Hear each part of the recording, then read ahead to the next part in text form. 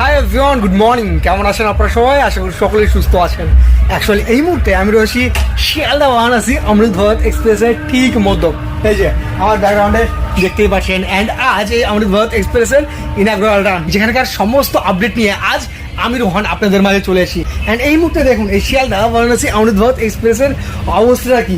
আপনারা যখন ঢুকে একদমই আপনারা কল্পনা করতে পারবেন না যে এটি স্লিপার কম্পার্টমেন্ট নাকি কোনো এসি কম্পার্টমেন্ট। দেখুন জাস্ট কীভাবে সাজিয়েছে, পুরো মাথা নষ্ট। এই যে দেখুন, আপনারা যখন ঢুকে এখানে পেয়ে আছেন 3 জনের seat, upper, middle and lower. ঠিক এখানেও সেম সিট ক্যাপাসিটি রয়েছে। তার পাশাপাশি এখানে রয়েছে মোবাইল চার্জিংয়ের ব্যবস্থা, এখানে রয়েছে মোবাইল হোল্ডিংয়ের ব্যবস্থা, অ্যান্ড এখানে রয়েছে বোতল হোল্ডার।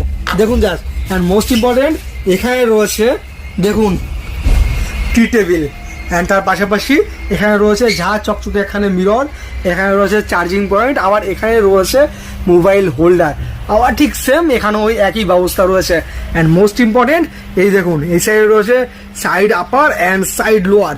অ্যান্ড বলে রাখা ভালো, এখানেও কিন্তু আপনারা পেয়ে আছেন এই যে ফ্যানের সুইচ, লাইটের সুইচ, তার পাশাপাশি রয়েছে মোবাইল চার্জিংয়ের পয়েন্ট। এক কথায় জাস্ট দারুণ সাজিয়েছে ইন্ডিয়ান রেলে এই অমৃত ভারত এক্সপ্রেসকে। অ্যান্ড বলা যায় মহাদেবের নাম নিয়ে এই অমৃত ভারত এক্সপ্রেস শুরু করলো নতুন এক শুভ সূচনা।